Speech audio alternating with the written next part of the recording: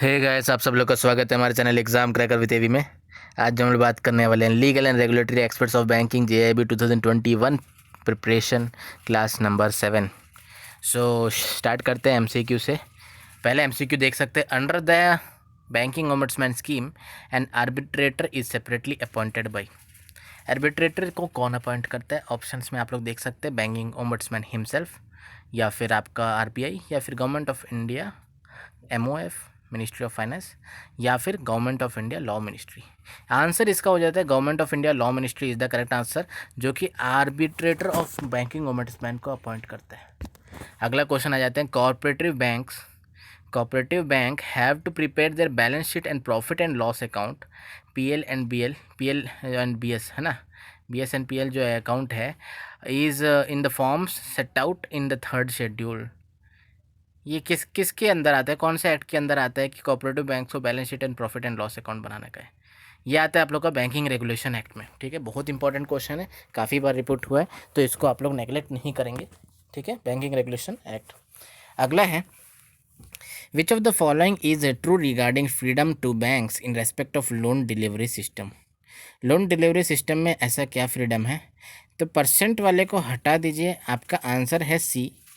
Banks can increase the loan component or cash credit component to up to any limit। कोई भी limit तक loan component या cash credit component को किसी भी लिमिट तक लेके जा सकते हैं। कोई भी परसेंटेज का कोई क्राइटेरिया नहीं है लोन डिलीवरी सिस्टम में। और लोन डिलीवरी सिस्टम किस किस में नहीं लगता है, एक क्वेश्चन आगे आएगा, यहाँ से मैं लिंक कर रहा हूँ उस चीज़ को, याद रखिएगा आप।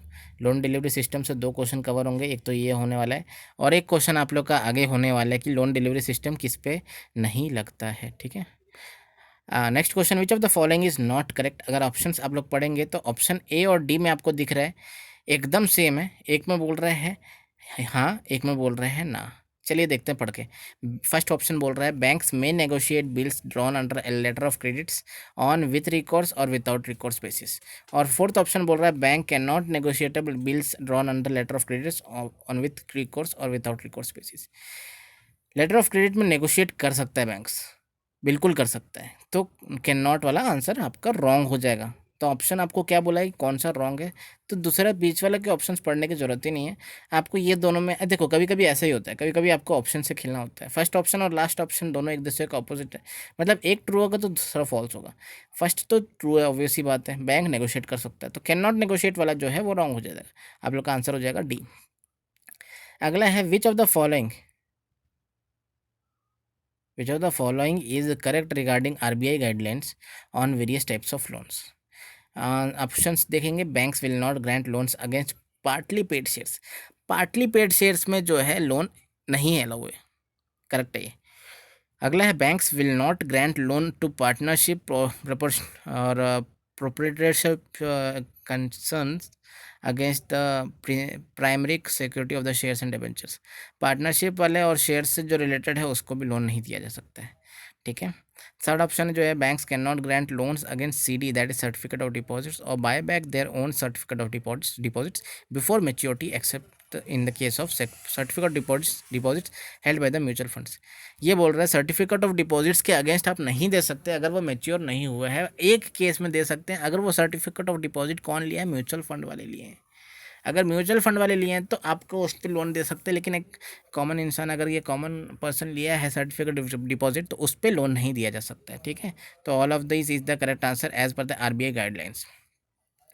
अगला है, dash have to maintain cash reserve under section 18 of the BR act to 1949।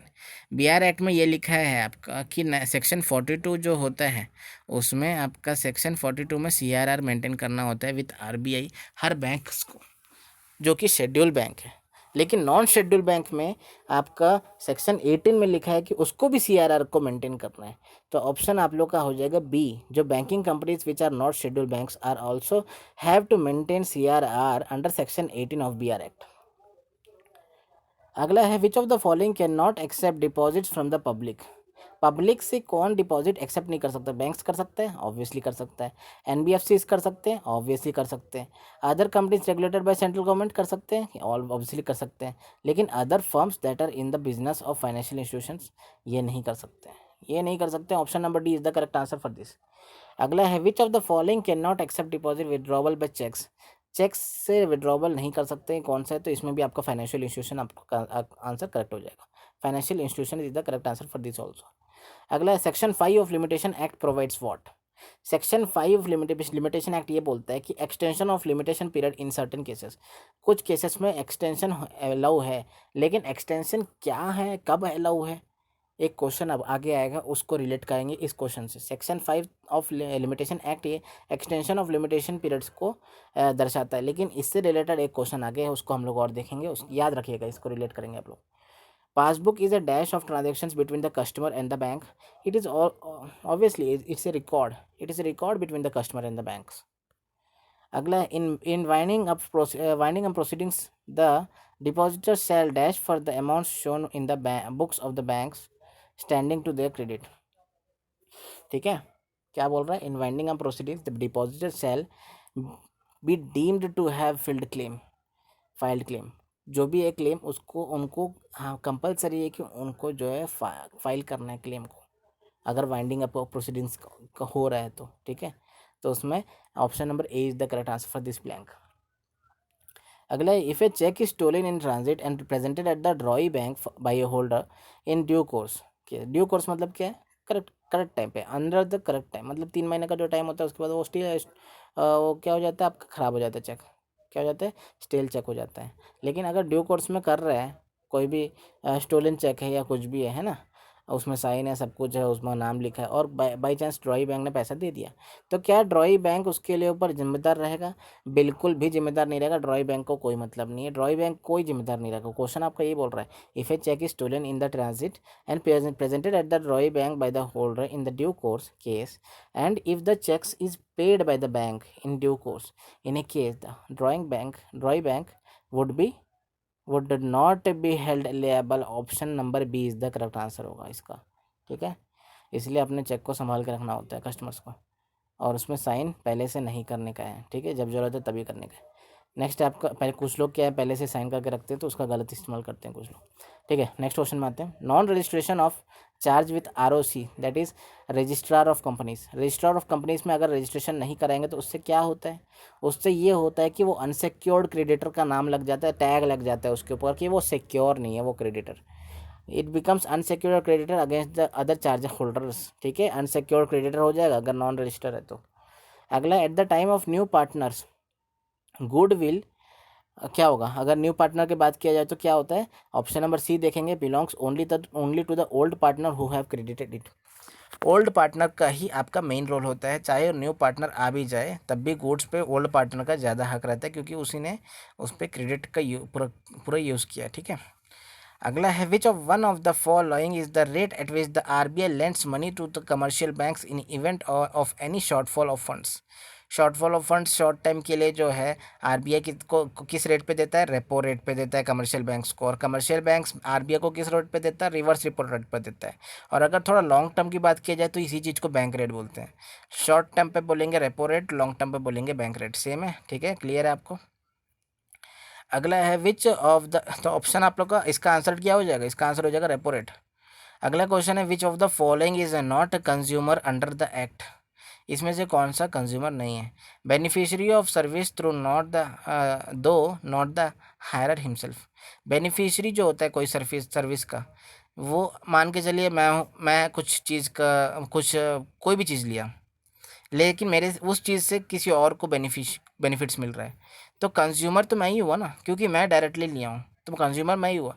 उससे किसी और को बेनिफिट्स मिल रहा है, वो बेनिफिशियरी है, लेकिन हायरर तो मैं ही हूँ, तो वो बेनिफिशियरी जो है वो कंज्यूमर नहीं कहलाएगा। Nominee under bank deposit account, मैं मेरा अकाउंट है, मेरे को फ़ायदा हो रहा है, मैंने सारा ट्रांजेक्शन करना है, लेकिन नॉमिनी जो है वो जब मेरे को कुछ हो जाता है तब उसको जाके पैसा मिलेगा, वो क्या है? बैकग्राउंड में चल रहा है वो नॉमिनी, वो कंज्यूमर नहीं, कंज्यूमर में मैं ही हूँ। Actual user of subscriber telephone का मतलब मालिक कौन है? मैं हूँ। लेकिन अगर जो लोग यूज़ कर रहे हैं एक्चुअल यूज़र्स, वो कंज्यूमर्स नहीं है, मैं हूँ कंज्यूमर, क्योंकि मैंने लिया है, उसका खर्चा पूरा मैं दे रहा हूँ। उसके बाद कंज्यूमर्स जो है वो actual users of subscriber telephone, actual user जो है वो नहीं होंगे कंज्यूमर। तो all of the above is the correct answer for not the consumer under the act. अगला है loan delivery system is not applicable in the respect of which of the following type of facilities. मैंने बोला था loan delivery system से एक question आने वाला है, तो यही क्वेश्चन है। बिल फाइनेंस, एक्सपोर्ट क्रेडिट, सिक यूनिट्स, सारे टाइप के लोन्स में लोन डिलीवरी सिस्टम एप्लीकेबल नहीं होता है। याद रखिएगा, क्वेश्चन रिपीट हो चुका है बहुत बार। अगला क्वेश्चन में आ जाते हैं। Under letter of credit bill means, letter of credit में बिल का मतलब क्या होता है? बिल का मतलब होता है बिल ऑफ एक्सचेंज।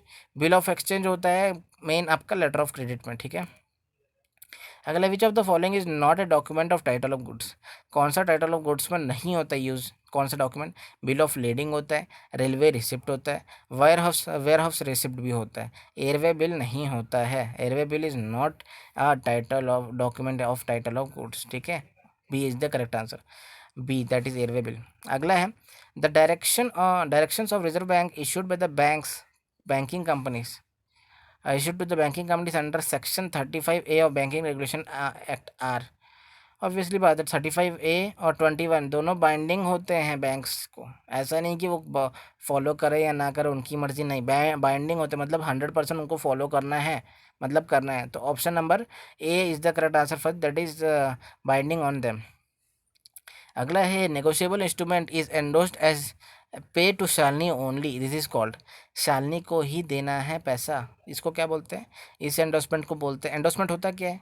कुछ भी अगर हम लोग ऑर्डर कर रहे हैं कि इस बंदे को देना है, या फिर ओपन अगर एंडोसमेंट है, ब्लैंक एंडोसमेंट में किसी को भी दे सकते हैं, तो ब्लैंक एंडोसमेंट बोलते हैं।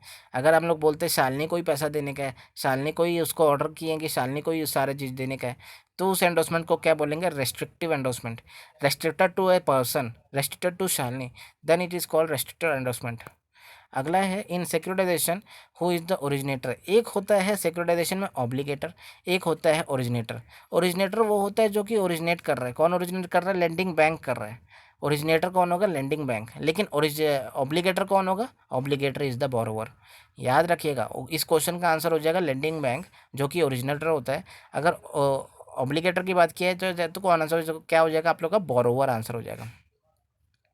अगला है which act lays down provisions for the constitution और setting up of banking companies, and which act lays down provision for business of banking companies. तो ये section number 3 of companies act 1956 की बात किया जा रहा है। तो ऑप्शन नंबर 3 में लिखा है banking company may be company constituted under section 3 of companies act 1956 and a banking company has to set up under banking companies act। Option number C is the correct answer for this section 3 of companies act 1956, याद रखिएगा। अगला है which of the following act prohibits lending at exorbitant rates. Exorbitant rates मतलब क्या होता है? अपना मन चाहे रेट्स में आप अगर लोन देना चाहेंगे तो वो नहीं है, वो लैंडिंग का रूल नहीं है। ये किस में दिया है? कौन से एक्ट में दिया है? यूसोरियस लोन्स एक्ट 1918 में ये लिखा है कि एक्सॉर्बिडेंट रेट्स में आप नहीं दे सकते, लैंड नहीं कर सकते पैसे को। अगला reserve bank was constituted under, बहुत इजी क्वेश्चन है, आरबीआई एक्ट 1934 से आपका इसका आंसर हो जाएगा। RBI act 1934 reserve bank was constituted. अगला है when the dash is in possession of goods a lien can be exercised. Lien क्या होता है? लीन तभी तो कर सकते हैं अगर पोजीशन में, मान के चलो मैं को लीन करवाना है अपने गुड्स को, अगर मेरे नाम पे नहीं होगा तो मैं लीन करवाऊंगा कैसे? और मैं क्या हूँ? सेलर। मैं हूँ सेलर, मैं सामान बेच रहा हूँ, तो मैं अगर लीन करना चाह रहा हूँ तो उस चीज़ को पोजीशन मेरे पास होना चाहिए। तो सेलर के पास पोजीशन होगा तभी तो वो लीन कर सकता है, सेलर के पास पोजीशन होना चाहिए। Option number C is the correct answer.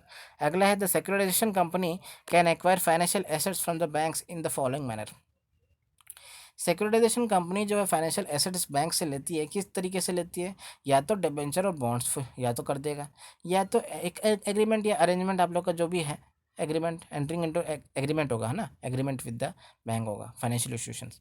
Agreement या तो डिबेंचर और बॉन्ड्स इशू करके सिक्योरिटाइजेशन कंपनी जो है बैंक से आप लोग का एसेट्स ले सकती है।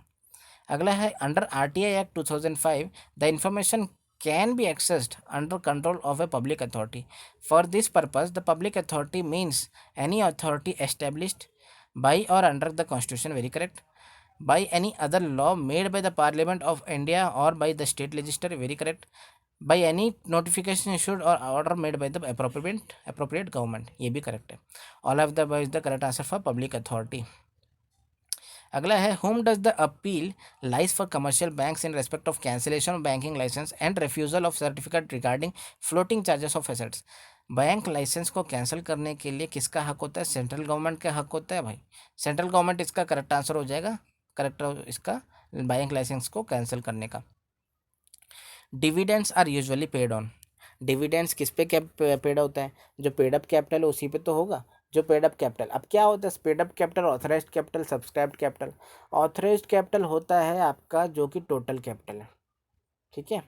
उसमें से सब्सक्राइब्ड कैपिटल क्या है? सब्सक्राइब्ड कैपिटल होता है कि जो आपका जितना सब्सक्राइब किया गया है कैपिटल को, जितना आपका कंपनी ऑथराइज कैपिटल में से जितना वो बेचने को तैयार है और जितना बेच पा रही है उसको बोलते हैं पेड अप कैपिटल। फाइनल मान के चलिए 100 शेयर्स हैं, 100 शेयर्स हैं टोटल, उसमें से 90 जो है वो बेचना चाहती है कंपनी, तो और 90 में से 80 बिक गए, तो 100 क्या हो जाएगा? ऑथराइज्ड कैपिटल हो जाएगा।